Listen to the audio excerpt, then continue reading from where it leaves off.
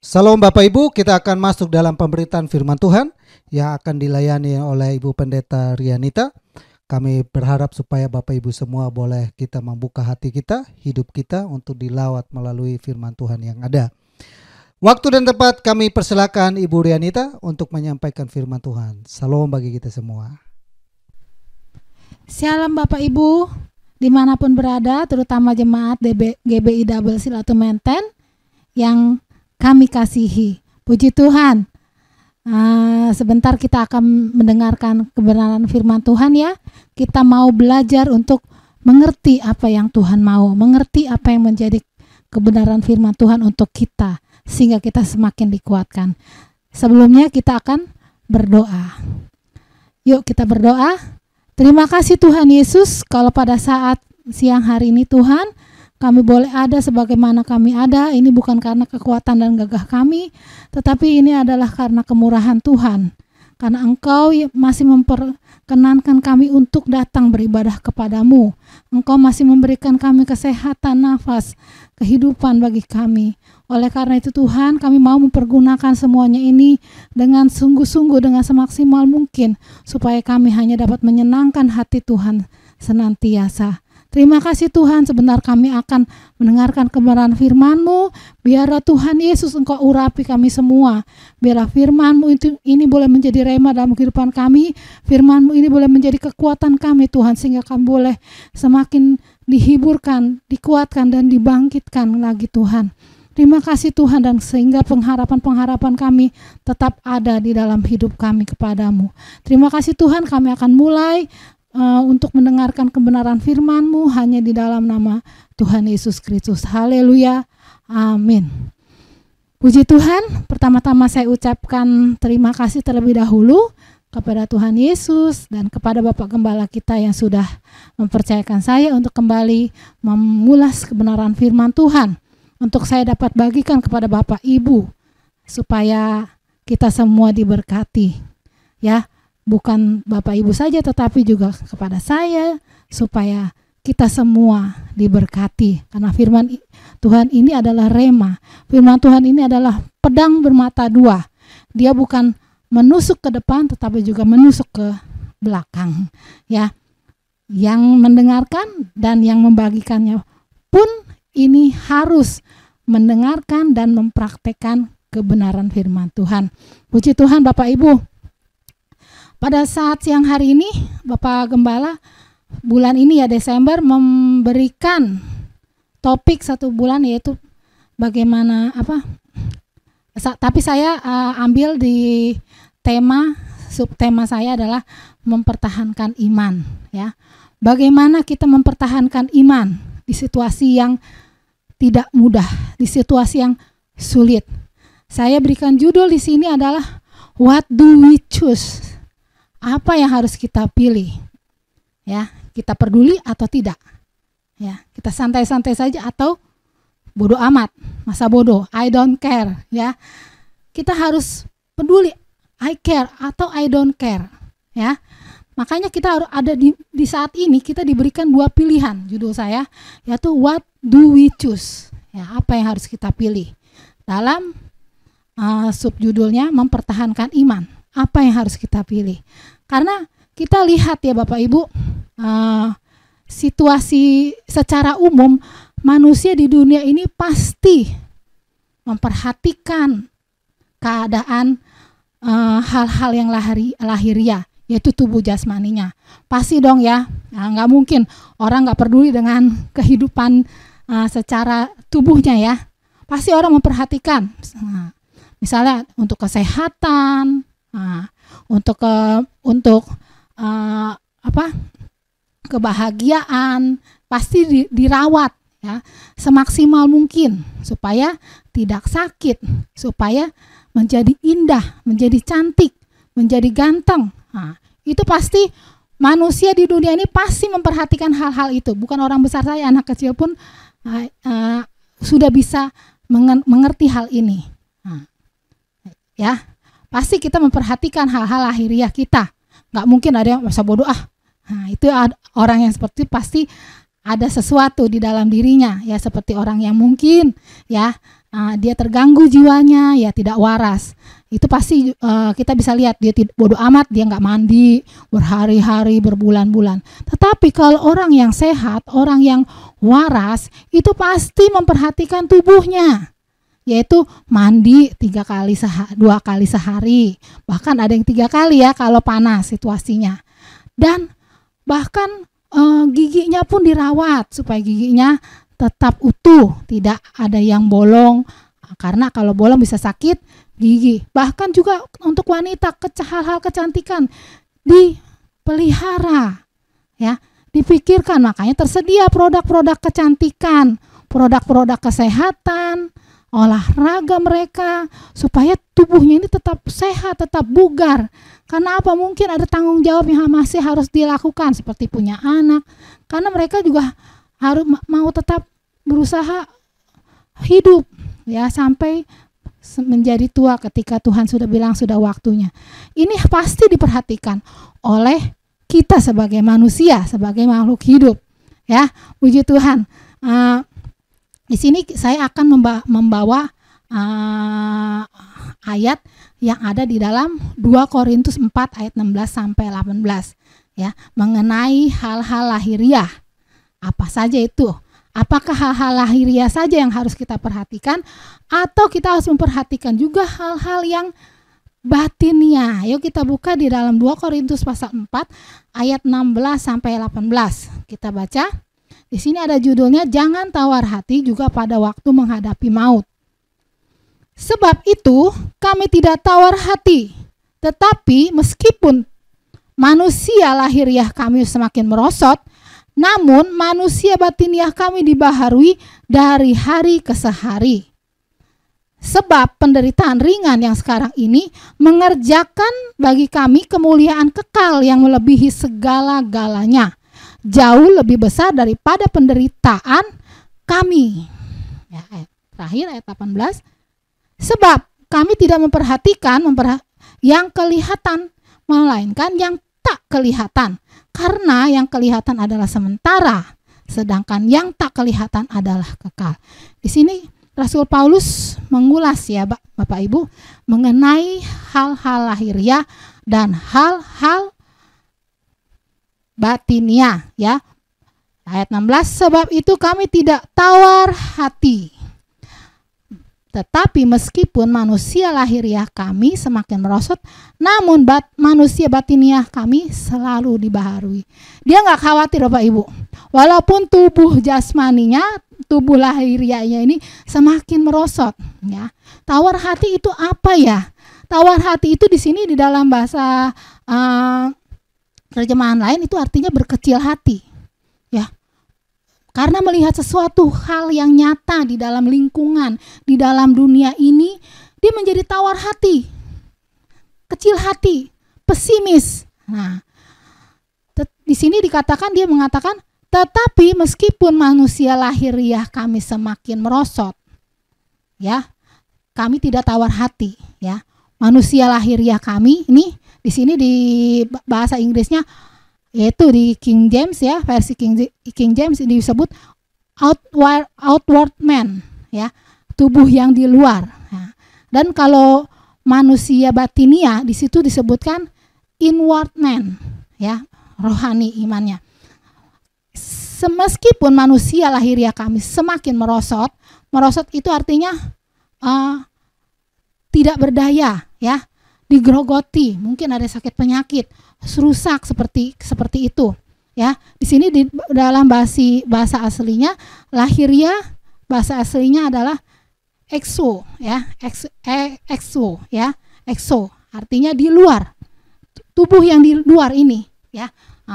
Ada yang cantik jadi semakin tua, ya, yang muda semakin tua, yang cantik ya udah mulai pudar kecantikannya kalau dia usia semakin tua, ya. Dan yang anak kecil sudah bertambah dewasa, itu hal-hal lahiriah. Karena hal-hal lahiriah ini tidak kekal sifatnya, ya, yang di bagian luar.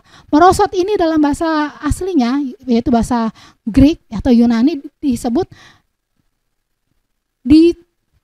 dioptrio, ya, yaitu dioptrio, merosot, rusak, binasa. Nah, karena orang semakin tua pasti ada sakit penyakit, semakin merosot ya, semakin bilang, aduh saya capek, aduh saya lelah, aduh saya letih. Nah, itu semakin merosot, semakin pudar kekuatannya. Nah, tapi Paulus bilang di sini, manusia batin lahiriah kami semakin merosot, semakin menurun kesehatan, semakin pudar kekuatannya. Tetapi dikatakan manusia batiniah kami, inward man kita, inward man kami tidak, justru dibaharui dari hari ke hari. Nah, kok bisa ya? Ini Rasul Paulus katakan kesaksian. Ya dibaharui dari hari ke hari. Nah, kenapa manusia lahiriahnya semakin merosot? Karena hal-hal apa? Ya, ada yang orang yang udah tua masih tetap kelihatan muda aja, masih kelihatan sehat. Ya, mungkin karena ada yang punya banyak uang, ya, selalu berobat, kesehatannya dijaga dengan vitamin zaman-zaman sekarang seperti ini. Tetapi hal-hal itu tidak menutup kemungkinan kalau manusia lahiriahnya juga tetap merosot. Karena apa? Itu memang sudah firman Tuhan katakan. Tubuh ini adalah tubuh yang fana. Pada masa itu Rasul Paulus bilang, kenapa sebabnya manusia lahiriah kami semakin merosot? Ada sebab-sebabnya. Sebelum di ayat 16 ini kita sudah membaca di topik yang di atas, yaitu perikop yang di atas ayat 1. Di situ dikatakan harta rohani dalam bejana tanah. Ya, ada harta rohani dalam bejana tanah. Kenapa manusia lahiriah bisa semakin merosot?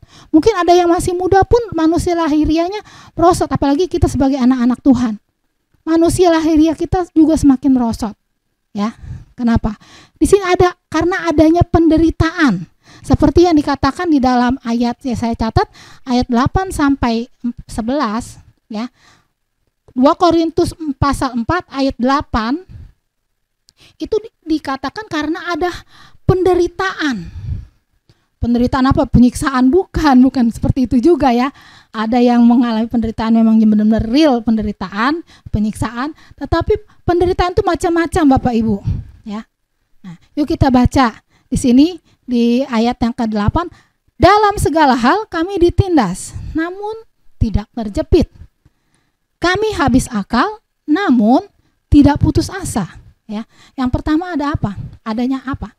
Adanya penindasan. Penindasan dalam hal apa? Ya, hal-hal rohani kita ya, penindasan ya. Namun kami tidak terjepit. Karena kalau kita terjepit ya, kita akan berefek di tubuh jasmani kita. Kita stres apa, itu akan berakibat ya. Adanya penindasan. Yang kedua adanya apa? Kami dianiaya ayat 9, namun di sini masih ayat 8. Kami habis akal namun tidak putus asa ya. Jalan buntu, itu jalan buntu. Tapi tidak putus asa, tetap selalu berharap. Yang ketiga adalah aniaya. Kami dianiaya ayat 9, namun tidak ditinggalkan sendirian. Ya, kami dianiaya. Ya. Memang kita adalah orang-orang kaum minoritas ya Bapak Ibu di negara kita ini. Tetapi kita tidak pernah putus pengharapan, kita tetap berharap kepada Tuhan. Ya, kami dianiaya namun tidak ditinggalkan. Tuhan tidak tinggalkan kita. Ya, mungkin di dalam keluarga karena kita memang orang-orang yang bertekun di dalam iman, kita dianiaya dalam hal apa? Oh, kamu sok suci apa segala macam. Itu penganiayaan juga loh, penganiayaan secara mental untuk kita ya, supaya kita drop. Nah, saya dulu pernah mengalami hal itu. Ya, waktu SMP, teman-teman bilang pada nyontek kan mereka, tapi saya tetap ingat penjelasan ibu guru dan yang lain sebagainya, bahwa kita sebagai anak Tuhan jangan pernah menyontek. Saya dianiaya seperti apa? Dikata-katain, terus dikucilin, nggak mau ditemanin. Sok suci, anak suci ya, katanya tidak nyontek, itu dibilang suci dan tidak memberi contekan, suci, orang suci katanya. Puji Tuhan, tapi saya tetap bertahan kepada prinsip saya ya. Dianiaya. Yang keempat apa? Dan kami dihempas namun tidak binasa. Kami senantiasa membawa kematian Yesus di dalam tubuh kami, supaya kehidupan Yesus juga menjadi nyata di dalam hidup kami. Ya, kematian Yesus ada di dalam tubuh kami, yaitu apa penderitaannya? Kematian selalu mengancam kepada kita, ya, sebagai anak-anak Tuhan, sebagai hamba-hamba Tuhan, itu senantiasa mengancam, apalagi di negara yang mungkin tidak menerima keberadaan kita, orang-orang yang percaya kepada Yesus, itu kematian itu senantiasa mengancam kita, ya. Nah, sebab kami yang masih hidup ini terus-menerus diserahkan kepada maut, ayat 11. Karena Yesus, ya, diserahkan kepada maut karena Yesus, supaya juga hidup Yesus menjadi nyata di dalam tubuh kami yang fana ini. Ya, kita ini sama tiap hari terus-menerus diserahkan kepada maut karena percaya kepada Yesus.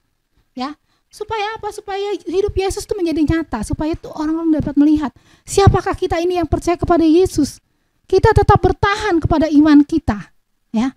Walaupun tubuh kita ini diserahkan, tapi kita tetap bertahan, berpegang teguh pada Yesus. Nanti itu pun akan dialami oleh anak-anak Tuhan ketika Antikris itu datang untuk di dalam dunia ini untuk memerintah selama 3,5 tahun. Nah, kita akan lewati dulu, ya, belum sampai di situ topiknya. Ya, kita dianiaya, kita menderita. Makanya tubuh fana kita ini, tubuh lahiriah kita ini semakin merosot.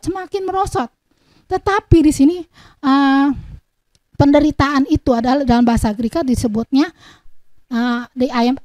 disebutnya adalah penganiayaan, penindasan, kesusahan, ya, diskriminasi, ras, ya. Ayat 17, ya, kita lanjut ayat 17. Dia bicara tentang penderitaan, sebab penderitaan ringan yang sekarang ini, ya, penderitaan ini katanya ringan, kata Paulus. Penderitaan itu ringan, mengerjakan bagi kami kemuliaan. Ini ringan, nggak ada apa-apanya, karena ini mengerjakan kemuliaan yang akan kita terima nantinya, ya, kemuliaan kekal jauh melebihi dari penderitaan yang kita alami sekarang ini, ya. Makanya kita, supaya kita dapat bertahan apa? Kuat. Nah, penderitaan, ada orang yang baru menderita sedikit, ada lemah, ya, baperan, ya. Saya sih dulu baperan, Bapak Ibu. Saya dulu tuh baperan banget waktu SD, minder, baper banget. Baru ini tersinggung, tapi saya hanya diam. Saya cuma bilang, Tuhan kuatkan saya. Ya, saya juga belajar mengenai temperamen.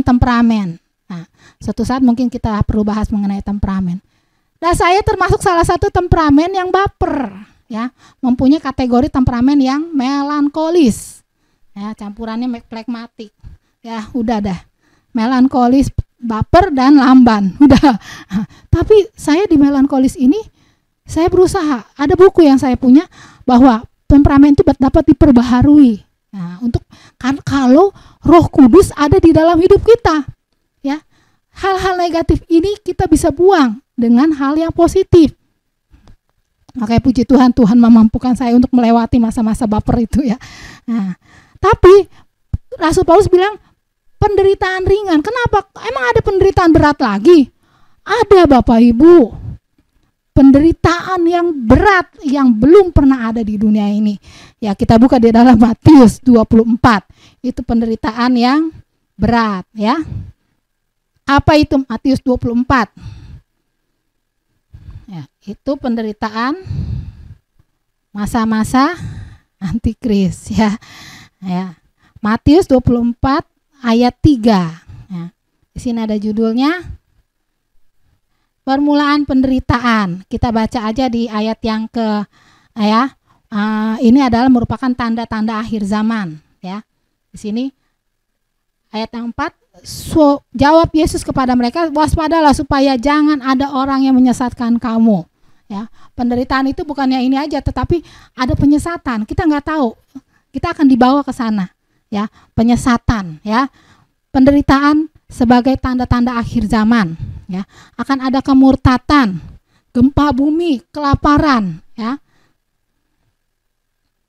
Dan ada juga orang yang mengatakan, akulah Mesias. Dan mereka akan menyesatkan banyak orang. Hati-hati Bapak Ibu. Jangan, kalau beribadah jangan suka menclok-menclok ke gereja sana, ke gereja sini. Saya nikmatin dulu. Saya mau coba. Orang sebut GKJ, ya, Gereja Kristen Jalan-Jalan. Itu dari saya masih muda tuh ada tuh istilah gitu. Kamu gerejanya mana? Saya GKJ. Oh GKJ. Ternyata bukan. Gereja Kristen, jalan-jalan dia keliling. Besok di sini. Itu gembalanya nggak enak. Ini khotbahnya nggak enak. Keliling terus dia. Ya. Makanya saya di sini kalau suatu saat kita akan disesatkan ya kayak begini. Dia ada orang yang mengatakan aku kelah Mesias. Di banyak aliran-aliran baru muncul sekarang ini. Akulah Mesias, dan mereka akan menyesatkan banyak orang. Dia bilang saya bisa penglihatan. Saya melihat penglihatan kemarin tuh bahwa ini begini. Ada nubuat begini. Nubuat itu harus diuji. Nah, banyak hal di akhir zaman ini, hal-hal yang akan membawa kita kepada penyesatan. Hal-hal yang akan membawa kita kepada untuk kita keluar dari jalurnya Tuhan. Ya, makanya ada yang murtad dan saling membenci. Ya, orang yang bawa kita karena dia panas hati dan membenci kita, rohnya itu boleh kita terima karena kita dekat dengan dia. Akan suatu saat lama-lama kita akan menjadi murtad. Ya, nabi-nabi palsu, kasih kebanyakan orang semakin dingin. Ya, itu tanda-tanda akhir zaman. Nggak peduli saya sama dia, yang penting diri saya yang saya perhatikan. Nah, itu memang itulah zaman-zaman sekarang ini.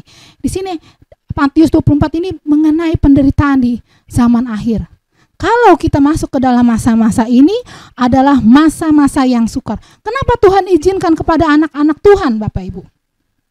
Ya. Kok Tuhan, ada yang orang kaget, saya baru percaya Tuhan kok.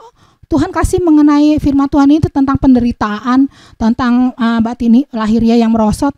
Saya harus sampaikan kepada Bapak Ibu, kekristenan itu bukan sekedar kita percaya Yesus dan menerima berkat. Selalu berkat yang diucapkan, yang dikhotbahkan, yang dijanjikan. Tetapi di sini kita pun harus menderita, memikul salib Yesus. Ya. Seperti Yesus pun memikul salib, kita pun mengikut teladan dia, memikul salibnya. Kalau ada yang bilang, nggak mau anak jadi anak Tuhan begini susah. Berarti Bapak Ibu tidak percaya kepada Yesus. Hatinya tidak mencintai Yesus. Ya, tidak mencintai Yesus dengan sungguh. Karena hanya mau enaknya aja, tapi susahnya tidak mau. Ya. Di Filipi 9 ayat 10 itu dikatakan persekutuan dengan penderitaannya. Waduh, susah sekali ya. Kita harus bersekutu dengan penderitaan Tuhan Yesus. Ya, kita buka Filipi 3 ayat 10. Ya. Dan banyak orang akan murtad dan mereka akan saling menyerahkan dan membenci. Belum di ini. Filipi 3 ayat 10. Belum oke saya tadi. Ya. Yang ku kehendaki ialah mengenal Dia dan kuasa kebangkitannya. Ya. Dan persekutuan dalam penderitaannya. Itu yang kita kehendaki sebagai anak Tuhan yang murni ya. Nah, di mana aku menjadi serupa dengan Dia dalam kematiannya. Bukan di sini dikatakan yang ku kehendaki adalah mengenal Dia dan kuasa kebangkitannya dan berkat. Bukan. Ini persekutuan dengan penderitaannya. Penderitaan sebagai anak-anak Tuhan di negara-negara yang minoritas, di negara-negara yang tidak terbuka terhadap Kristus, yang mengaku Yesus sebagai juru selamat. Itu akan mengalami persekutuan dengan penderitaannya. Ya. Dan sekarang juga udah ada dilegalkan orang yang sesama jenis, pernikahan sesama jenis. Walaupun di Amerika sana terbuka bagi Injil, tapi di sana juga ada niaya sebagai kepada hamba-hamba Tuhan, kepada anak-anak Tuhan, bahwa gereja ada gereja yang sudah melegalkan pernikahan itu karena memang tuntutan daripada masyarakat, tuntutan daripada lingkungan. Pemerintah Amerika pun sudah melegalkan pernikahan sejenis. Itu aniaya Bapak Ibu, penderitaan itu. Ya, Filipi 1 ayat 29, orang yang percaya juga dikaruniakan untuk menderita. Saya tidak akan buka, Bapak Ibu boleh buka di rumah sendiri ya. Orang percaya pun dikaruniakan untuk menderita di Filipi 1 ayat 29. Menderita untuk Dia. Bukan Yesus menderita untuk kita, kita juga harus menderita. Makanya bagaimana Tuhan bagi kita mengalami dan melewati semuanya ini? Harus ada kekuatan yang daripada Tuhan untuk menopang kita. Dan bahkan di Matius 24 ayat 21 dikatakan siksaan atau penderitaan yang berat dan dahsyat. yang belum pernah ada di dunia ini, yaitu masa zaman masuk ke dalam masa 3,5 tahun antikris. Tapi anak-anak Tuhan yang sungguh-sungguh akan masuk dalam gereja Tuhan yang disempurnakan, itu yang akan disingkirkan di padang gurun, dan dia tidak akan melewati masa-masa penderitaan yang sangat-sangat berat. Kenapa? Karena anak-anak Tuhan yang sungguh-sungguh akan sudah mempunyai kedua sayap burung nasar, itu yang akan membawa dia disingkirkan bersama-sama dengan Tuhan Yesus ke padang gurun. Ya. Tapi anak-anak Tuhan yang suam-suam, yang timbul tenggelam, baper tenggelam, ketika udah baper hilang, naik lagi, itu yang akan masuk ke dalam masa-masa aniaya. Makanya saya tidak pernah mau kasih firman yang muluk-muluk, karena memang saat-saat ini adalah hal-hal yang sangat sulit, apalagi dengan situasi zaman yang seperti ini. Lockdown, virus corona, harus pakai masker, jaga jarak, sampai beribadah pun harus online, tidak bisa tatap muka. Ada yang sudah tatap muka, itu kalau zonanya zona hijau, tapi zona merah buktinya banyak yang sudah terkena. Karena apa? Karena kerumunan. Makanya kita sebagai gereja Tuhan, kita untuk mengamankan sementara. Karena Tuhan lihat, apakah engkau sanggup seperti ini, taat kepada Tuhan, beribadah karena beribadah secara online kan gembala tidak tahu Bapak Ibu ikut ibadah atau tidak. Ada yang bilang, aduh saya nggak enak kalau ikut ibadah online, maunya yang live. Nah, itulah saat ini kita diuji bagaimana kesetiaan kita, ya. Tapi penderitaan itu adalah mengerjakan bagi kami kemuliaan kekal. Nah, di sini di ayat 16 kita kembali lagi.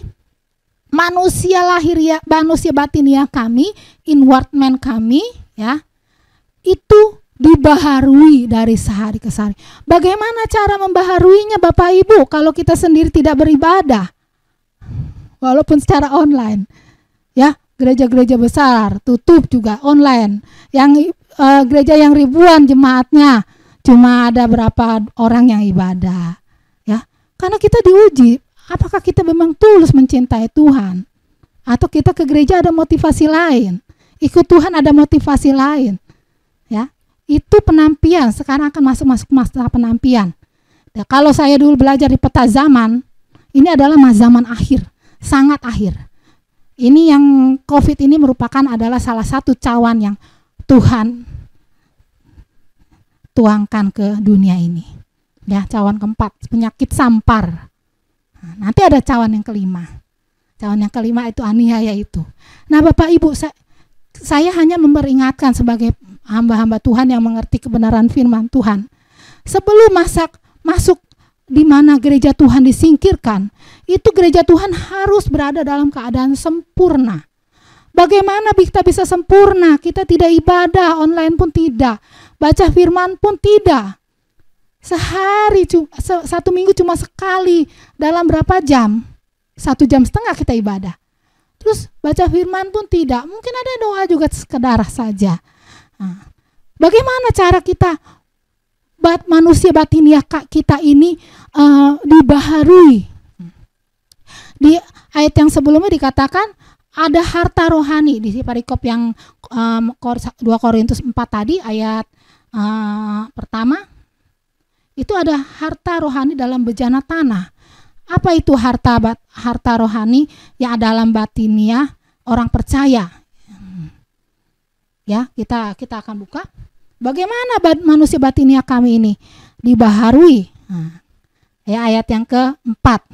Bersukacita, salah lagi. 2 Korintus 4. Ya.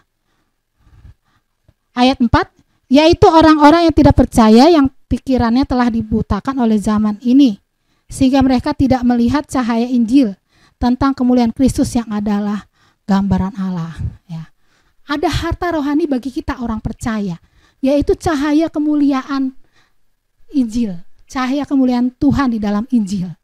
firman Tuhan yang kita selalu baca, yang kita dengar lewat ibadah, lewat khotbah-khotbah, itu adalah kemuliaan, cahaya Injil.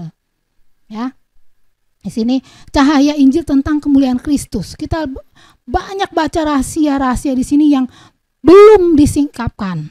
Ya, Bapak Ibu harus tahu. Semua firman Tuhan ini harus digali sampai bagaimana nanti gereja itu disempurnakan. Seluruh pelosok dunia harus, yang sampai pedalaman itu harus masuk Injil.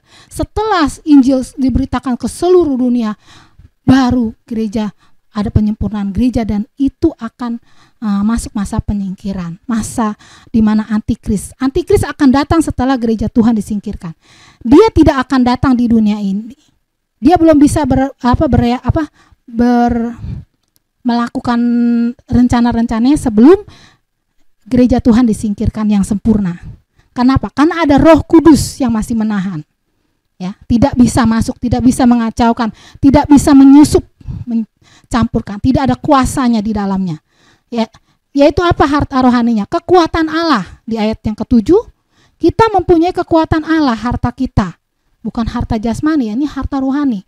Tetapi harta ini kami punyai dalam bejana tanah liat, supaya nyata bahwa kekuatan yang melimpah-limpah itu berasal dari Allah, bukan dari diri kami. Ya, kekuatan itu dari Allah. Ayat yang ke-13. Namun karena kami memiliki roh iman yang sama, seperti ada tertulis, aku percaya, sebab itu aku berkata-kata, maka kami juga percaya, dan sebab itu kami juga berkata-kata. Ya, iman percaya. Ayat yang keempat adalah harta rohaninya apa? Kebangkitan orang percaya. Ayat yang ke-14. Karena kami tahu bahwa Ia yang telah membangkitkan Yesus akan membangkitkan kami juga bersama-sama dengan Yesus, dan Ia akan menghadapkan kami bersama-sama dengan kamu kepada dirinya. Ada kebangkitan orang percaya. Ya, kalau dia bertahan. Orang yang masuk masa aniaya antikris, kalau dia percaya, kalau dia bertahan di dalam aniaya yang sangat berat itu, dia akan juga masuk ke dalam kebangkitan orang percaya. Ya, kebangkitan orang percaya dan menyongsong Tuhan Yesus datang kali yang kedua.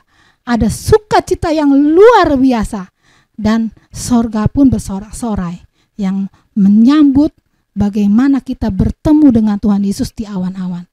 Siapa yang mau seperti itu, Bapak Ibu? Saya juga mau. Saya juga mau, sangat mau. Bagaimana di mana tidak ada penderitaan lagi. Nah, tapi bagaimana cara kita memperbaharui atau mempertahankan iman kita atau manusia batiniah kita supaya kita tidak tergoyahkan oleh penderitaan, oleh hal-hal yang mengajak kita, membawa kita untuk kita tidak setia. Kita gereja pun keliling-keliling. Saya mau, ada yang bilang, kalau keliling-keliling itu, gembala pun tidak kenal. Gembala di dunia ini pun tidak kenal bagaimana gembala agung kita yang Tuhan Yesus Kristus. Kenal nggak? Tidak. Siapakah kamu? Ya, karena keliling. Makanya saya sebagai hamba Tuhan dan suami saya sebagai gembala, cobalah kita untuk bersetia di dalam sebuah gereja. Ya, jangan cap cip cup terbang kuncup, kuda lari di atas sal tembak. Ya, keliling dulu. Janganlah. Karena ketika kita apes suatu saat, kita akan masuk ke dalam gereja yang aneh-aneh. Pengajaran yang aneh-aneh. Bagaimana cara kita mempertahankan dan memperbaharui manusia batiniah kita? Yang pertama, catatan saya, tetap beriman. Sebagaimana yang dikatakan di dalam Ibrani 11 ayat 1, iman adalah dasar dari segala sesuatu yang tidak kita lihat dan bukti dari segala sesuatu yang kita harapkan. Itulah yang harus kita pertahankan, iman kita. Saya udah ada kok imannya, Pak. Saya udah ada. Tapi bagaimana caranya kalau ngelihat situasi lingkungan ini sepertinya membuat kita down? Saya di tempat kerja. Aduh, teman-temannya begini. Aduh, males Tuhan, kenapa Tuhan gak bela saya seperti ini? Saya selalu dibully. Jangan takut. Ada saatnya Tuhan akan membela kita. Ada saatnya. Milikilah, doakan. Jangan kita lawan dengan kekuatan kita. cukup didoakan. Saya punya prinsip begitu. Ada orang yang jahat sama saya tidak mau serang atau balas. Saya cukup apa? Bertekuk lutut di bawah kaki Tuhan. Tuhan yang berperang ganti kita. Iman, punya iman.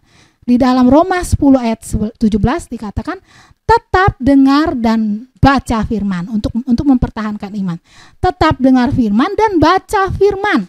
Bagaimana kita mendengar kalau kita tidak ibadah? Saya sering lihat di YouTube tuh banyak. Tapi kita harus dalam suasana ibadah, kita berdoa, bersekutu, dan baca firman. Sebelum baca firman pun berdoa supaya itu menjadi rema. Di Kolose 1 ayat 23, bertekun di dalam iman. Susah Bapak Ibu kalau orang melakukan bertekun di dalam iman, ya. Apalagi yang harus kita lakukan? Ya, pertama tetap beriman. Harus ada bukti pendukungnya. Yang kedua, yaitu tetap beribadah. Kalau kita mau beriman, tetap beriman, kita harus beribadah. Roma 12 ayat 1, persembahkan tubuhmu sebagai persembahan yang hidup, yang kudus dan yang berkenan kepada Allah. Tubuh kita dipersembahkan kepada Tuhan. Aduh, enak, saya habis nonton malam-malam, pagi udah gak bisa bangun. Ya gimana? Nonton kita bisa, pagi tidak, bangun kita tidak bisa. Harus luangkan waktu untuk Tuhan gak ada. Sedangkan kita untuk waktu diri kita sendiri, semua untuk diri kita sendiri. Kita egois Bapak Ibu. Kita harus meluangkan waktu untuk Tuhan. Aduh masih ngantuk, harus. Karena kalau kita enak sekarang, apakah kita nanti siap untuk masuk masa kesukaran? Lebih baik sekarang yang tidak enak, tapi nanti kita akan masuk dalam kemuliaan kekal selama-lamanya. Ya, tetap beribadah. Persembahkan tubuhmu. Bukan beribadah aja, bukan persembahkan tubuh, persembahkan korban syukur. Ya, maaf nih, aduh saya jadi bicara yang lain-lain. Ya, waktu zaman dulu ya, Tuhan selalu bilang persembahkan korban syukur, korban penebus dosa. Sekarang penebus dosa sudah tidak ada, Yesus sudah menebus. Apalagi korban sajian, itu bicara apa? Bicara persembahan korban untuk rumah Tuhan. Nah, saya jadi ngomong hal ini lagi. Untuk rumah Tuhan. Bagaimana kita mau diberkati kalau kita sendiri tidak pernah memberikan korban persembahan kepada Tuhan, kepada rumah Tuhan? Kenapa? Ya, Bapak Ibu, hamba Tuhan pun perlu hidup. Ya dari mana hidupnya? Ya dari persembahan Bapak Ibu, persembahan syukur, persembahan perpuluhan, persembahan kolekte untuk kelangsungan aktivitas operasional gereja. Nah, itu tetap beribadah, bukan persembahan tubuh aja, tapi persembahan materi juga, ya. Tapi bukan dipaksakan bahwa kita harus ini semua, tidak. Nah, tapi adalah kita beriman bahwa Yesus akan memberkati kita berlimpah-limpah. Dia tidak pernah berdusta, ya. Yang ketiga, untuk kita tetap beribadah, kita ngapain lagi? Kita giat di dalam pekerjaan Tuhan, bukan setor muka dalam gereja kita pulang. Bosan kan? Nggak ada yang tahu. Nah, jadi kita harus giat dalam pekerjaan Tuhan. Ikut pelayanan. Aduh, saya nggak bisa, saya malu. Malu Pak, malu Bu. Ya malu, awalnya malu. Saya juga sangat malu. Dulu saya orang yang minder dan orang yang individualis, Bapak Ibu. Ada saksinya, orang teman-teman sekolah minggu saya pun tahu saya siapa. Teman-teman SMP, SD, remaja pun tahu saya siapa. Saya ditarik itu, saya dipaksa untuk melayani. Saya SMA disuruh bantu sekolah minggu. Absen aja. Padahal malu, suruh ikut paduan suara. Saya didorong maju ke depan, saya ngumpet lagi di dalam, di belakang berdiri. Tapi Bapak Ibu Gembala saya bilang, kamu kan kecil, berdiri di depan. Tuhan, saya malunya luar biasa. Tapi itulah Tuhan yang memampukan saya. Karena saya rindu juga untuk melayani, tapi saya malu, pemalu. Tapi Tuhan penuhkan saya dengan Roh Kudus, itu baru saya mampu. Lihat dalam pekerjaan Tuhan. Di dalam 1 Korintus 15 ayat 8. Coba kita baca ya. 1 Korintus 15 ayat ke-8. Karena itu saudara-saudaraku yang kekasih, berdiri teguh, jangan goyah, dan giatlah selalu dalam pekerjaan Tuhan. Sebab kamu tahu bahwa persekutuan dengan Tuhan, jerih payahmu tidak akan sia-sia. Ya, kita giat dalam pekerjaan Tuhan. Ya bolehlah singer yang bisa nyanyi, aser. Jangan karena kita melayani karena ada motivasi ya, untuk mau jualan. Jangan ya, atau mau cari jodoh, jangan ya. Kita benar-benar tulus untuk melayani Tuhan, untuk menyenangkan hati Tuhan. Saya dari muda, saya sudah punya tujuan hidup. Tujuan hidup saya apa? Menyenangkan hati Tuhan. Ada cowok datang, saya tanya, kamu tujuan hidupnya apa? Saya tahu dia agamanya beda dari saya. Nggak tahu deh tujuan hidup saya. Nah, saya bilang, kamu aja sebagai laki-laki nanti kepala rumah tangga tidak punya tujuan hidup, bagaimana mau bawa saya? Tidak punya tujuan hidup. Nah, jadi saya udah langsung eliminasi. Itu prinsip saya. Saya bersyukur sama Tuhan, dari sejak muda saya punya prinsip. Yang keempat apa? Untuk kita melakukan semuanya itu kita harus ngapain? Dipenuhkan Roh Kudus. Ya. Dipenuhkan Roh Kudus. Roh Kudus itu yang memampukan kita. Kisah 2 ayat 4 ya, berkata-kata dalam bahasa lain seperti yang diberikan oleh Roh. Itu adalah tanda dipenuhkan Roh Kudus. Dipenuhkan Roh Kudus bukan hanya berbahasa roh. Di sini ayatnya mengatakan bahasa aslinya bukan berbahasa roh, tapi berbahasa lidah. Bahasa yang lain. Seorang dengan seorang dalam suatu kumpulan itu lain-lain, bukan sejenis ya.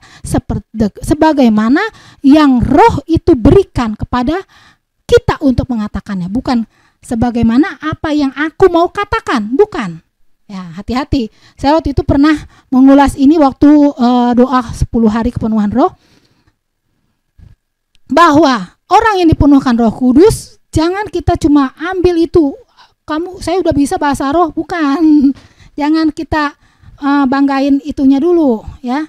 Apakah itu roh dari Tuhan atau tidak? Itu intinya. Ya. Karena ketika kita dipenuhkan Roh Kudus mau berdiam di hati kita, mau memenuhi kita. Ketika hati kita kudus, hati kita tidak ada dendam, tidak ada benci, tidak ada iri kepada orang. Nah, baru Tuhan mau memenuhi kita. Walaupun kita sudah dipenuhi Roh Kudus, ketika kita berdoa sama Tuhan dengan sungguh, tapi hati kita ini habis benci sama orang tuh, habis maki-maki orang, gak bakalan saat itu kita akan mengalami hadirat Tuhan, Bapak Ibu. Roh itu akan memenuhi kita lagi, tidak. Hati-hati. Karena kita harus mengampuni dulu orang itu, baru kita sujud kepada Tuhan, minta Tuhan masuk di dalam hati kita. Kepenuhan itu artinya apa? Tuhan memenuhi rohnya, bukan bahasa rohnya. Bahasa roh itu adalah tanda dari kepenuhan roh. Karena ada bahasa roh, 2 jenis. Yang pertama adalah kepenuhan roh, yaitu glosolalia, itu untuk membangkitkan iman kita. Ya, untuk membangun diri kita, namanya glosolalia. Yang kedua adalah karunia roh. Karunia roh apa tuh? Nubuat. Bahasa roh dalam bentuk nubuat. Nubuat itu dia tidak sendiri, tapi harus ada orang yang menerjemahkan saat itu juga. Dan semua orang diam, tidak berantakan, karena roh Tuhan itu adalah tertib. Ya, kalau ada orang yang nubuat, yang lain diam, otomatis. Saya pernah lihat itu. Otomatis yang lain diam, dan harus ada satu orang yang mengartikan nubuat apa. Karena dalam bentuk bahasa roh. Makanya harus ada uji, konfirmasi dengan orang yang mengartikannya apa yang Tuhan mau untuk membangun sebuah jemaat itu. Itu masuk dalam pelajaran yang cukup dalam. Tapi Bapak Ibu harus tahu, bukan sekedar bahasa rohnya. Ayo ikutin saya, laba-laba. Semua sejenis laba-laba. Sarang laba-laba kah jadinya? Bukan Bapak Ibu ya. Kita harus tahu bahasa roh seorang dengan yang lain itu beda. Di sini dikatakan di dalam 1 Kisah Para Rasul 2 itu, yang ini mengucapkan bahasa ini, yang ini mengucapkan bahasa ini, yang ini mengucapkan bahasa ini dalam satu kumpulan. Dulu ada yang mengucapkan begitu, yang bahasa orang Cina bisa ngomong bahasa Manado, yang orang Manado bisa ngomong bahasa lain, bahasa Jepang. Orang yang itu tahu kok dia ngomong bahasa saya. Memang dia orang saya? Bukan. Itu. Nah, yang kedua apa? Yang kelima apa? Setelah dipenuhkan, bukan sekedar dipenuhkan saja. Yang kelima adalah hidup dipimpin oleh Roh Kudus. Bagaimana ya hidup dipimpin oleh Roh Kudus? Bagaimana saya tahu? Ya itu, makanya kita harus banyak itu urutannya dari atas. Tetap beribadah, baca firman, giat dalam pekerjaan Tuhan, dipenuhkan roh. Nah, Roma 8 ayat 14. Ya, Roma 8 ayat 14. Semua orang yang dipimpin oleh Roh Allah adalah anak-anak Allah. Ya, semua orang yang dipimpin oleh Roh Allah adalah anak-anak Allah. Nah, ya kita semua dipenuhkan, dipimpin oleh Roh Allah. Yaitu kalau kita dipenuhkan Roh Allah dan mau dipimpin oleh Roh Allah, sifat-sifat kita yang negatif otomatis Tuhan akan dibuang, ya. Bukan dengan kekuatan kita. Dulu ada mantan bos saya. Kok saya mau berbuat baik, jadinya jahat dulu keluarnya ya? Ya karena kamu tidak mengandalkan Tuhan. Saya ingin berbuat baik saat ini, tapi yang keluar jahat terus, gak bisa. Keceplosan. Itu karena apa? Kita tidak mengandalkan Tuhan, ya. Kita tidak mengandalkan Roh Kudus. Galatia 5 ayat 18 sampai 21 dikatakan tidak hidup menurut daging. Pokoknya orang yang dipenuhi Roh Kudus, dipimpin Roh, tidak hidup menurut daging. Kecemaran, hawa nafsu, tidak bisa mengendalikan diri, itu kan seperti orang yang masih hidup di dalam egonya, dagingnya, ya. Itu tidak mau dipimpin oleh Roh. Kenapa? Karena dia belum mampu, belum dipenuhkan Roh Kudus. Ya, Galatia 5 lanjutan, menghasilkan buah Roh. Harus menghasilkan kasih, sukacita, damai sejahtera, ya, kesabaran, kelembutan, kesetiaan, sampai pada penguasaan diri. Itu harus kita ada. Ya. Di dalam Wahyu 12 ayat 14 dikatakan gereja Tuhan yang hidup dalam roh diberi sayap burung nasar. Itu Roh Kudus, ya. Roh Kudus dan firman itu harus seimbang. Itu adalah sayap burung nasar yang akan membawa kita tersingkirkan di padang gurun, terhindar dari si ular naga yang akan menganiaya kita, ya. Ular naga itu apa? Antikris, ya. Yang keenam apa? Kita cepat, berakar di dalam Dia. Kolose 2 ayat 7 sampai 8, ya. Kita harus berakar di dalam Tuhan. Berakar tuh ya masuk sampai tahu firman, tahu segala macam. Kita harus berakar di dalam Tuhan. Yang ke-7, ya. Bapak Ibu bisa buka ya, kita cepat, waktunya sudah hampir habis. Kolose 2 ayat 7 sampai 8. Yang ke-7 apa? Berjaga-jagalah senantiasa dan menanti selalu. Ya, berjaga-jaga dan menanti. Ya, kita jangan menanti ya siapa? Menanti kedatangan Tuhan, berjaga-jaga. Kenapa? Karena Tuhan Yesus datang seperti pencuri. Seperti di Matius 25 ayat 13 itu dikatakan ada 5 anak darah yang bijak dan 5 anak darah yang bodoh. 5 anak darah yang bijak mengisi lampunya dengan minyak. Tapi minyak darah yang bodoh, masih lama. Ya nanti aja dulu, akhirnya tertidur. Ya, tertidur, tiba-tiba Yesus datang. Ayo mempelai datang. Jadi 5 anak darah itu seumpama daripada mempelai wanita, mempelai Kristus. Ya. Nah, kita gereja Tuhan itu adalah mempelai wanitanya, mempelai Kristus. Nanti dipersunting oleh mempelai pria. Dia akan menjemput kita. Nah, wah pas datang yang 5 anak darah yang bodoh tidak mempersiapkan minyak di dalam lampunya, kosong padam, nggak terbawa, akhirnya tertinggal. Ya itu namanya gambaran daripada anak-anak Tuhan yang tidak masuk dalam penyingkiran. Ya. Matius 25 ayat 5, mempelai wanita itu mengantuk. Nah, dan di Efesus 6 ayat 18 dikatakan berjaga-jaga dan di dalam doa. Kita harus senantiasa berdoa Bapak Ibu. Jangan ngantuk seperti murid-murid Tuhan Yesus di Taman Getsemani diajak berdoa dalam 3 jam aja ngantuk. Dulu saya pernah ikut doa semalam suntuk di gereja saya yang lama. Ada satu orang dia doa, dia ngantuk, dibangunin pas sudah selesai. Dia nanya, kamu tidur ya? Enggak, tidur dalam roh. Sampai ngiler-ngiler ya Bapak Ibu. Tidur, saya dulu tidak pernah tidur. Kalau doa semalam suntuk, walaupun ngantuk saya tetap harus berusaha bangun. Kenapa? Saya ingin menikmati hadirat Tuhan. Doa semalam suntuk dulu Saya ingat banget dari jam 10 sampai jam 4 pagi, 6 jam. Tapi dibagi dalam 3 sesi. Ya, seru nggak? Seru juga sih Bapak Ibu. Ngantuknya juga luar biasa setelah itu. Tapi puji Tuhan, kita dilatih iman kita, hidup kita. Kolose 4 ayat 2, bertekun dalam doa, berjaga-jaga. Kenapa?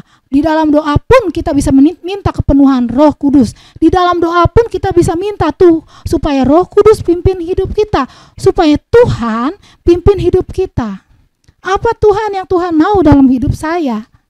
Saya selalu berdoa, Tuhan mampukan saya supaya saya menghilangkan hal-hal negatif di dalam diri saya seperti baper. Nah, saya puji Tuhan saya udah bisa menghilangkan baper. Apa? Tidak pemalu. Nah, saya puji Tuhan saya sudah bisa menghilangkan rasa malu saya, tapi kadang-kadang itu masih muncul. Tuhan, saya tidak bisa bicara. Tuhan mampukan Bapak Ibu. Saya dulu orangnya pendiam sekali, tidak bisa ngomong. Kalau orang nggak negor saya tidak akan tegur dia. Kenapa? Saya orangnya tidak bisa ngomong, bukan sombong. Orang kalau nggak tahu saya bilang sombong. Ya, Wahyu 3 ayat 3, Yesus datang seperti pencuri. Jangan sampai kita tertinggal Bapak Ibu. Oleh karena itu inilah firman Tuhan yang saya bisa bagikan kepada Bapak Ibu. Biarlah kita selalu siap sedia berjaga-jaga.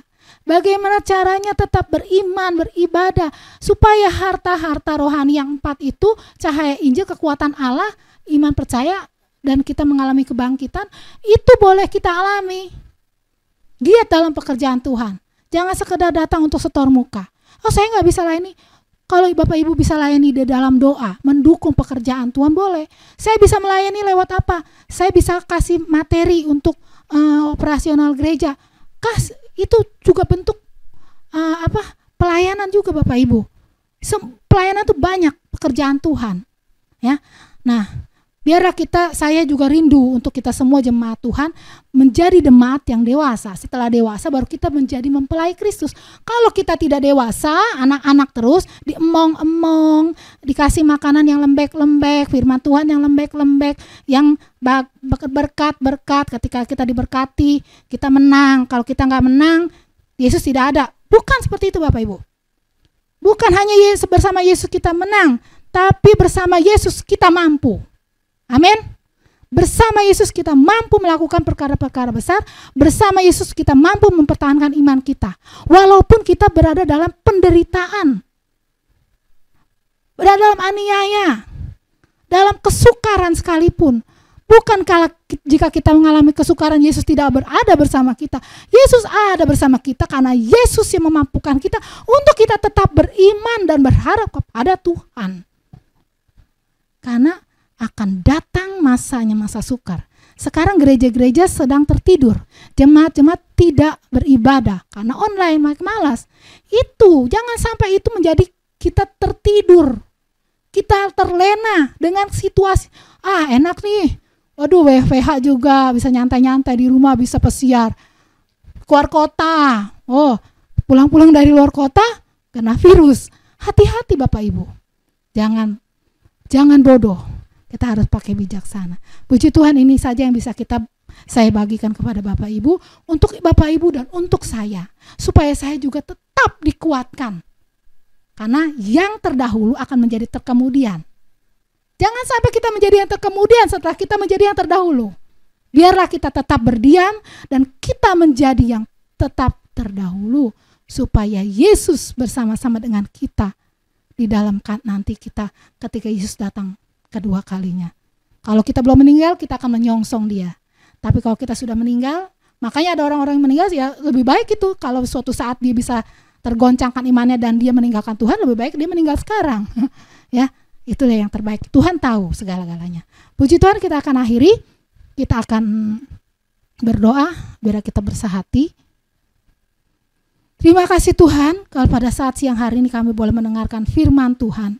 Biarlah firman Tuhan boleh menjadi rema dalam hidup kami. Kami boleh mempraktekkan firman-Mu Tuhan. Tuhan, mampukan kami biar Roh Kudus senantiasa memenuhi kami dan memimpin kami di dalam kemuliaan-Mu Tuhan. Supaya kemuliaan-Mu juga boleh kami alami. Kami boleh masuk ke dalam masa penyingkiran. Kami boleh menjadi dewasa dan menjadi mempelai Kristus yang sempurna di hadapan Tuhan. Terima kasih Tuhan, terima kasih. Berkati jemaat-jemaat, orang-orang yang sudah mendengar kebenaran firman-Mu ini. Biar firman-Mu ini boleh tertanam di dalam hati dan pikiran, dan kami boleh tetap menjaga iman kami, berjaga-jaga di dalam Tuhan. Terima kasih Tuhan, kami akan akhiri firman Tuhan dengan penuh ucapan syukur hanya di dalam nama Tuhan Yesus Kristus. Haleluya, amin. Bapak, Ibu, dan saudaraku yang saya kasihi, kita sudah mendengarkan kebenaran firman Tuhan.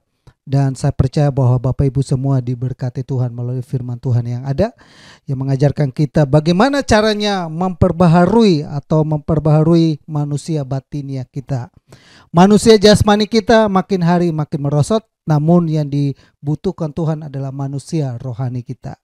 Biarlah manusia rohani ini kita terus bawa ke hadapan hadirat Tuhan dengan ada 7 langkah. Tahap-tahapannya adalah pertama, tetap beriman, tetap beribadah, giat dalam pekerjaan Tuhan, dipenuhi Roh Kudus, hidup dipimpin Roh Kudus, berakar di dalam Dia, dan berjaga-jaga atau menanti Tuhan selalu. Kita diajar untuk tetap berjaga-jaga. Siap sedialah dalam segala keadaan, di mana saat-saat ini, di mana akhir zaman sudah dekat. Salah satu tanda akhir zaman adalah seluruh peristiwa kejadian yang terjadi dalam dunia ini menggemparkan dunia. Virus corona menggemparkan dunia, dan itu adalah tanda mengawali Tuhan datang kali yang kedua. Amin. Kita rindu semua untuk menantikan Tuhan datang kali yang kedua. Saya belum mau pergi pakai, saya masih cinta dunia ini. Kita ada dalam dunia ini, namun kita menantikan kedatangan Tuhan yang kedua kali. Bulan Desember ini adalah kedatangan Tuhan yang pertama kali dalam dunia lahir sebagai bayi. Tapi ketika dia datang kali yang kedua, dia datang di awan-awan dengan pasukan malaikatnya. Dan semua mata memandang kepada dia, hosana bagi dia. Amin. Kita nantikan saat itu di mana kita diubahkan. Kita yang mereka yang mati di dalam Tuhan, Alkitab berkata mereka akan bangkit duluan menyambut dia di awan-awan. Dan bersama dengan mereka di awan datang ke dalam dunia menyambut kita yang masih hidup gunakan tubuh jasmani. Alkitab berkata kita diubahkan, memiliki tubuh kemuliaan. Lalu kita ada bersama-sama dengan dia, masuk di tahun 1000 tahun damai. Kita memerintah bersama dengan dia. Amin. Setelah 1000 tahun damai baru kita masuk dalam penghakiman, dan kita yang setia beribadah, kita setia beriman, kita yang percaya sungguh-sungguh mendapatkan bagian mahkota. Amin. Rindu itu saudara. Itu bukan di dunia ini, bukan soal kita makan, minum, mati lalu selesai, tidak.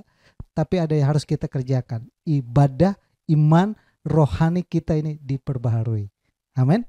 Firman Tuhan kita hari ini, kita semua diberkati. Terima kasih kepada Ibu Pendeta Rianita. Terima kasih buat Bapak Ibu semua yang sudah setia menyaksikan kami setiap minggu. Sekalipun saya rasa mungkin ada yang tidak nyaman karena tidak tatap muka. Namun untuk sementara waktu kita pergunakan channel YouTube dan media sosial yang lain, baik Facebook maupun IG, untuk kita tetap bersua, untuk kami menyampaikan kabar baik, untuk kami tetap mau memelihara iman kita di dalam Tuhan. Mari kita satu hati untuk kita berdoa. Ada beberapa pokok doa. Kita doakan anak-anak Tuhan yang khususnya kepada Dev yang ada di garis depan dalam penanganan COVID. Dan juga ada beberapa doa buat mama daripada Leni yang mungkin ada saat ini ada kolesterol. Biar Tuhan juga jamah dan pulihkan dalam usia yang lanjut. Buat ada jemaat Tuhan yang saat ini juga hamil, buat Agnes, Tuhan kiranya Tuhan tolong juga agar dia bayi dalam kandungannya juga lahir dengan normal. Dan juga buat Ibu Vivi yang juga sudah bayi dalam kandungannya biar juga sehat. Dan juga buat anak-anak Tuhan yang lain, kita doakan mereka yang saat ini membutuhkan pekerjaan. Ada beberapa ibu hubungi saya untuk doakan supaya anaknya juga mendapatkan pekerjaan. Dan juga ada beberapa anak Tuhan yang hubungi saya untuk mendoakan supaya usahanya saat ini terbelit utang, agar usahanya ini juga Tuhan tolong supaya ada jalan keluar. Dan juga ada hal-hal lain, Bapak Ibu yang membutuhkan pelayanan. Ada satu keluarga sudah hubungi saya untuk kami melakukan rencana untuk pranikah dan juga pemberkatan nikah. biarlah Tuhan tolong juga agar semua itu dapat berjalan dengan baik. Ya, ada lagi yang hal-hal lain yang Bapak Ibu boleh hubungi kami, silakan kontak saya, WhatsApp saya, ada nomor yang ada di layar yang ada. Dan juga buat Bapak Ibu yang mau support kami dalam persembahan, ada nomor rekening yang ada, perpuluhan yang ada, kami juga serahkan. Ada juga, saya lupa, ada anak Tuhan yang berdoa buat sedang mengharapkan keturunan, supaya Tuhan juga buka hal-hal yang tidak mungkin jadi mungkin. Kalau Hana Tuhan buka rahimnya, dia juga ditolong. Itu saja Bapak Ibu, kita satu hati dan kita akhiri ibadah kita hari ini. Bapa kami dalam surga, dalam nama Tuhan Yesus kami datang kepadamu Bapa saat siang hari ini. Sebelum kami mengakhiri ibadah ini, kami bersama-sama bersatu hati buat kebenaran firman-Mu yang kami sudah terima siang hari ini. Meteraikan itu dalam hati kami, bahwa kami bukan sekedar menjadi pendengar, namun menjadi pelaku, yaitu kami melakukan taati firman-Mu. Karena kami tahu dalam ketaatan ada kebahagiaan, ada mujizat, ada pertolongan, ada kuasa yang ada menyertai kami dalam kami ketaatan kami kepada firman-Mu. Berkati hamba-Mu yang sudah menyampaikan firman-Mu, berkati urapi selalu Bapa, terus tambahkan hikmat-Mu, wahyu-Mu, sehingga dalam kehidupannya ada kemuliaan, ada kemampuan, ada kuasa, ada mujizat selalu menyertai dalam kehidupannya.